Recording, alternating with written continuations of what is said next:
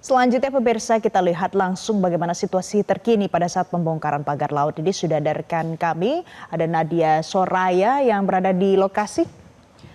Nadia, sampai dengan saat ini sudah hampir pukul 15 waktu Indonesia Barat. Bagaimana perkembangan dari pembongkaran fase ketiga? Ya, selamat siang Valen dan Marcel. Untuk pembongkaran di hari ketiga ini sudah berlangsung kurang lebih selama 7 jam sejak pukul 8 pagi tadi. Dan saya dapat gambarkan untuk proses dari pencabutan atau pembongkaran ini memang memakan waktu yang cukup lama begitu lantaran memang sulit. Lantaran kalau saya bisa gambarkan, saya berada di kurang lebih 5 km dari bibir pantai. Artinya untuk prosesnya ini memang semakin jauh dari bibir pantai maka gelombang air ini semakin tinggi begitu. Hal ini juga yang menyebabkan untuk proses dari pencabutan di mana ini ada sepanjang 30,16 km pagar laut bambu yang ada di sini dengan kedalaman itu mencapai 1,5 sampai 2 meter dari dasar permukaan laut.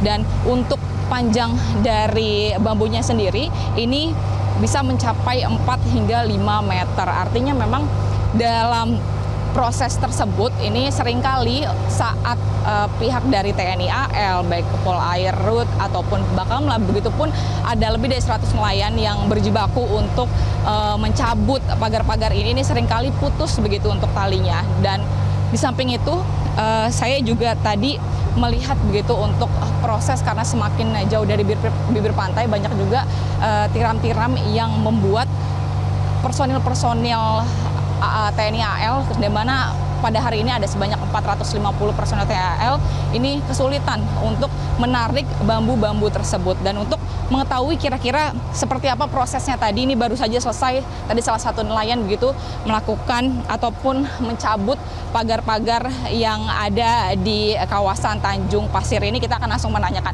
Halo, selamat siang Pak. Selamat siang Bu. Dengan Bapak siapa ini Pak? Bapak Arta. Pak, tadi saya lihat Bapak baru saja selesai menarik gitu ya Pak. Kendalanya apa sih Pak di hari ketiga ini? Ya ini arus. Arusnya kencang, jadinya kendalanya ombaknya juga ada. Ini kan jalur tengah ini kalau kayak ini mah. Arusnya kencang, jadi kendalanya agak susah. Ditariknya berat. Itu Bu. Pak, kalau ngelihat tekstur dari bambunya sendiri, ini mungkin nggak sih dipasang itu secara manual sebelumnya gitu oleh pihak-pihak tertentu tersebut? Iya emang manual, cara manual dengan orang-orang kampung, orang Tanjung Pasir juga yang nancepin itu. Ya kan dia kan manual kan butuh lama dia bulanan ini nancepnya, jadi bukannya sehari 2 hari. Itu. Pak, ini ngelihat proses kan sekarang sedang berhenti dulu ya, begitu sementara. Kira-kira melihat air yang tinggi akan ada metode lain mungkin yang akan dilakukan nanti guna mencabut pagar-pagar tersebut, Pak? Ya ada juga. Ya kalau metode mah kalau kayak ini mah seperti ntar ada gelombang tinggi tadi bisa jadi patah semua, jadi itu. Pak, yang terakhir mungkin harapannya selaku nelayan di sini begitu Pak, nanti ke depannya seperti apa Pak? Ya kedepannya kan saya kan butuh umpan nih, jadi kan umpan rebon. Halo saya kan penggunanya, jadi kan jadi yang cari itu nggak sulit dengan kedalamnya ini. Jadi kan rebon itu ada di pinggir sana Bu, di pinggir bukannya di tengah sini. Itu jadi kendalanya yang carinya susah. Terima kasih banyak Pak atas waktunya.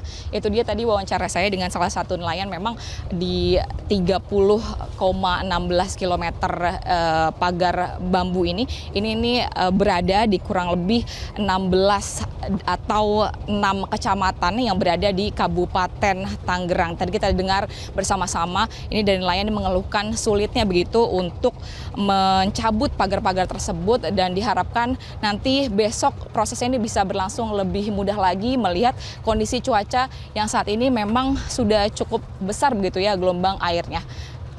Valen. Nadia, kalau melihat targetnya 5 km dari pagar ini yang bisa dibongkar hari ini, apakah bisa tercapai Nadia? Ya Valen, kalau tadi saya menanyakan begitu salah satunya oleh dari Mayor Marinir Antonius, tadi disampaikan memang untuk target ini meskipun tadi 5-7 km, tapi kita belum bisa memastikan lantaran kondisi cuaca ini memang berubah-berubah.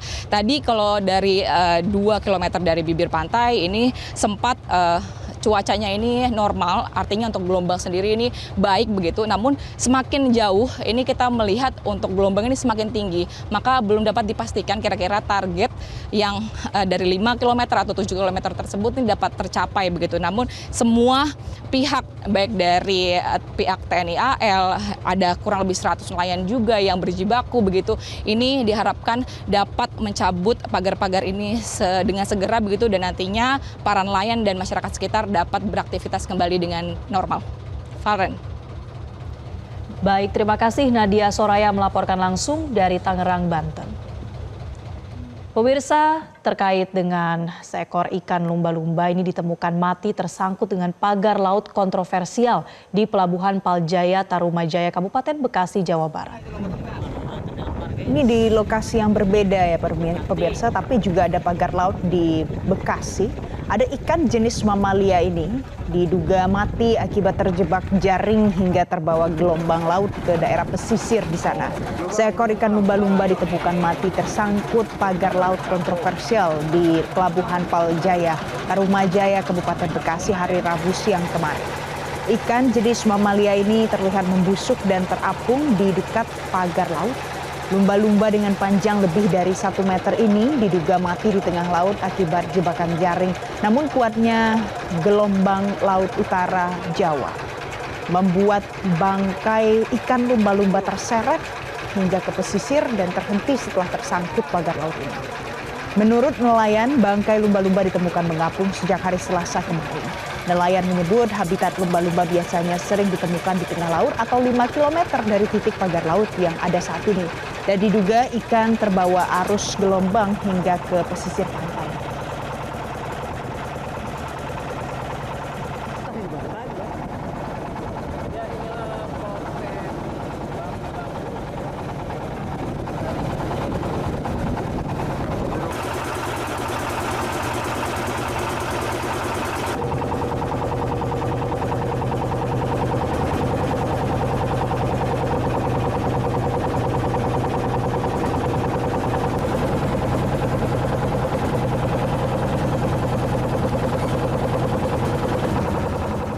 Jelajahi cara baru mendapatkan informasi. Download Metro TV Extend sekarang.